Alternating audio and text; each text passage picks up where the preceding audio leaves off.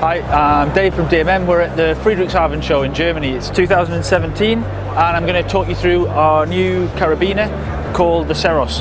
So this is off tools, which means we're now production ready. It's going to be available in October, and people who know the DMM range will spot the Rhino Horn, which prevents locking assisted belay devices and pulleys sliding down the spine and potentially cross-loading. And we've extended the bottom here and we've added in a little wire gate.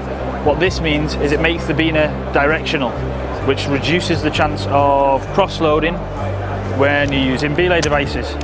So it keeps everything nice and aligned, no weird cross-loading, and we've put loads of thought into how it works. The little wire gate opens downwards, so it's dead easy and fast. So you just pull it, snaps onto the belay device, and because of where we've put the gate, you can do everything one-handed, and it's really fast. So people who would use a belay master indoors, maybe wouldn't want to use it on a multi-pitch because of how it racks, they can now use the Ceros. It's going to be available in screw gate, quick lock and the triple action lock safe, and yeah, hitting the shops in October.